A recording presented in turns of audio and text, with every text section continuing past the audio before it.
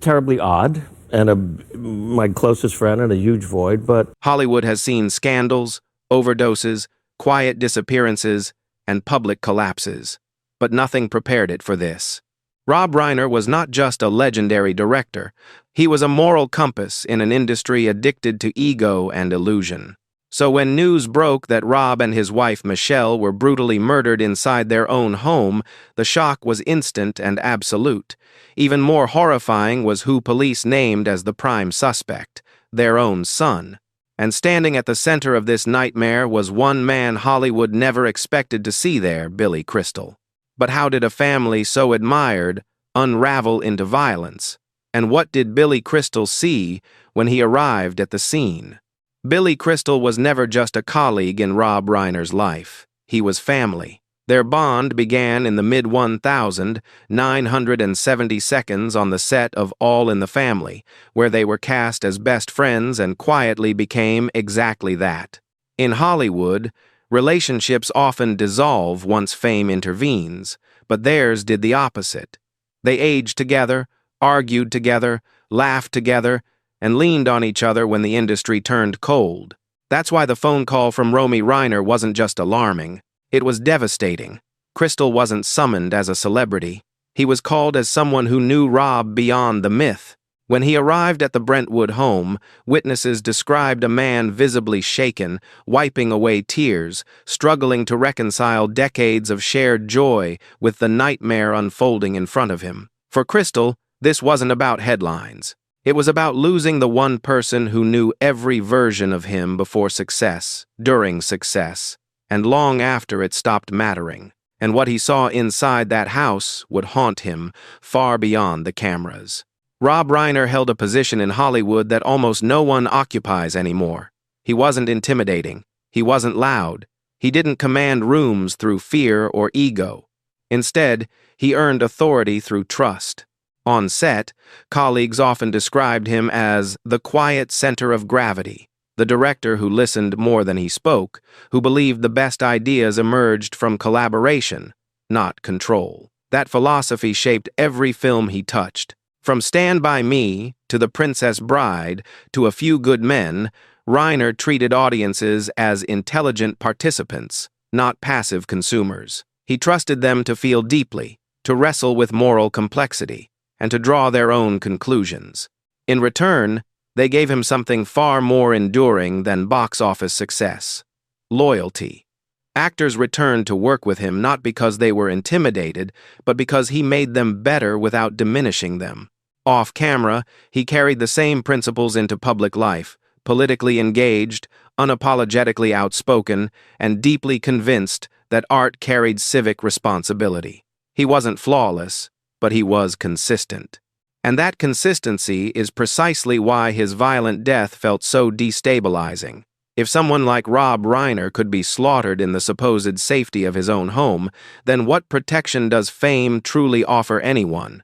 Michelle Reiner never chased attention, but within the Reiner household, her presence was unmistakable. To those who knew them well, it was immediately clear. She wasn't simply Rob Reiner's wife, she was his stabilizing force.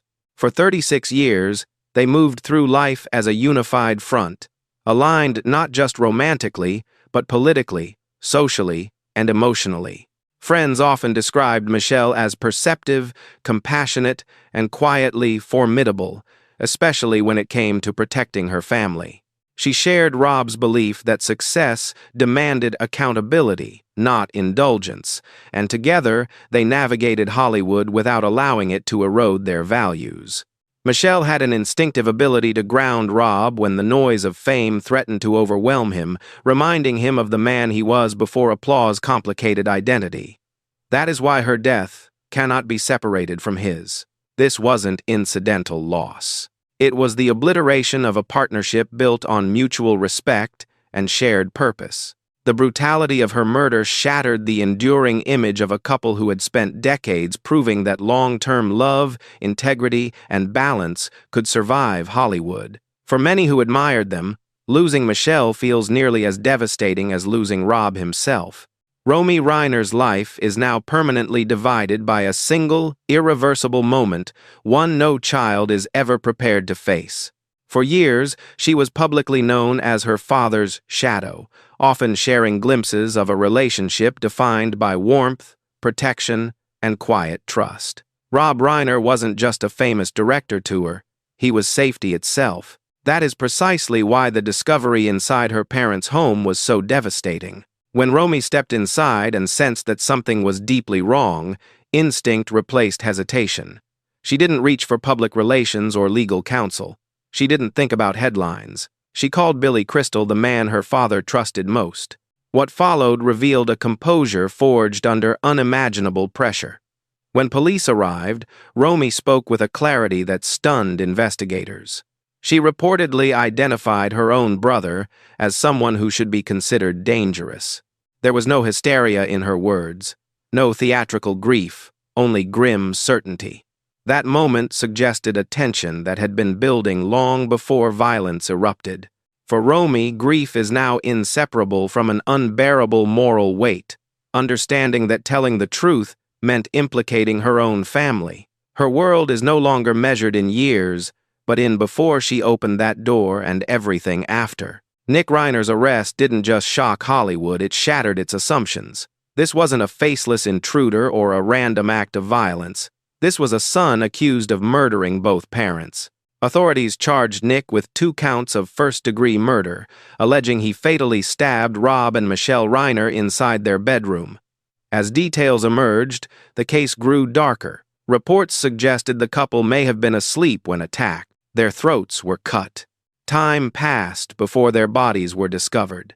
Witnesses later recalled Nick behaving erratically at a family gathering just hours before the killing's behavior that, in hindsight, reads less like eccentricity and more like warning. Now, Nick sits in custody without bail, under suicide watch, isolated in administrative segregation. His legal team has remained cautious, citing medical issues that delayed his arraignment, but offering few answers. Yet the most disturbing questions aren't legal, they're psychological. How does a family so outwardly stable collapse so violently behind closed doors? And how many signs were minimized, excused, or ignored because they didn't fit the image everyone wanted to believe? In this case, the silence before the crime may prove as haunting as the crime itself. When the news broke, Hollywood didn't erupt, it froze. There were no loud statements, no immediate interviews, no calculated displays of grief. Instead, there was stunned silence. That silence spoke volumes. Figures like Larry David were seen quietly outside the Reiner home, not performing sorrow, but bearing it. Soon after, a joint statement emerged from Billy Crystal, Martin Short, Albert Brooks, and others. It didn't read like a press release. It read like a farewell written through tears. They spoke not of Rob Reiner's awards or box office numbers, but of his kindness, his steadiness, his humanity. They described him as sane, in an industry addicted to chaos. That distinction mattered. Rob Reiner wasn't revered because he wielded power. He was cherished because he made people feel safe emotionally, creatively, personally. In a profession built on illusion and performance, that kind of authenticity is exceedingly rare, and once it disappears, it cannot be replaced. The response from Hollywood revealed a painful truth. Rob Reiner wasn't just respected, he was trusted, and that trust, once lost, leaves a void no tribute, no ceremony, and no film retrospective can ever truly fill. Rob Reiner's career should have concluded with quiet dignity, lifetime achievement awards, affectionate retrospectives, and long conversations about his influence on American storytelling. Instead, it ended in violence and unanswered questions. Just months before his death, Reiner released Spinal Tap 2, a final creative gesture that closed the circle on a career that reshaped comedy itself. He had already survived shifting trends, critical backlash, and even the towering legacy of his father, Carl Reiner. Few artists manage that. What remains now is more than an extraordinary filmography, it's a warning. Fame does not insulate families from fracture. Love does not guarantee safety. and public admiration often masks private instability. The horror of Rob Reiner's death forces Hollywood and audiences to confront an uncomfortable reality.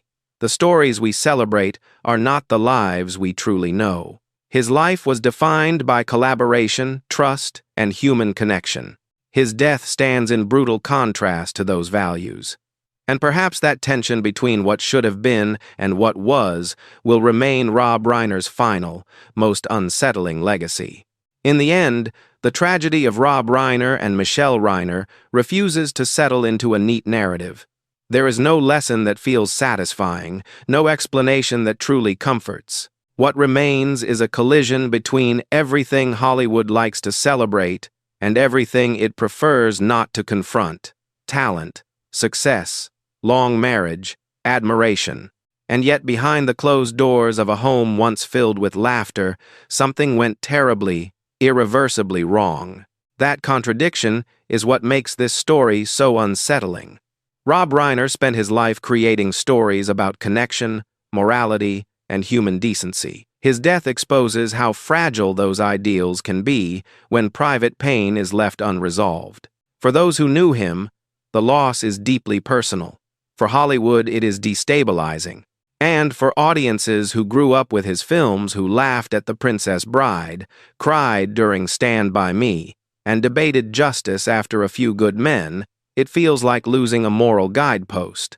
Rob Reiner represented a version of Hollywood that believed intelligence mattered, that kindness wasn't weakness, and that collaboration produced greatness. Michelle Reiner stood beside him as proof that long-term partnership could survive fame without becoming hollow.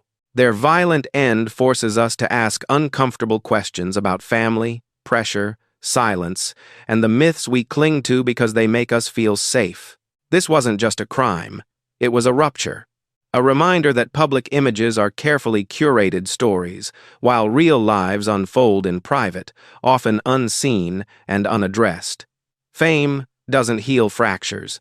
Success doesn't eliminate conflict. And love, no matter how genuine, cannot protect against everything.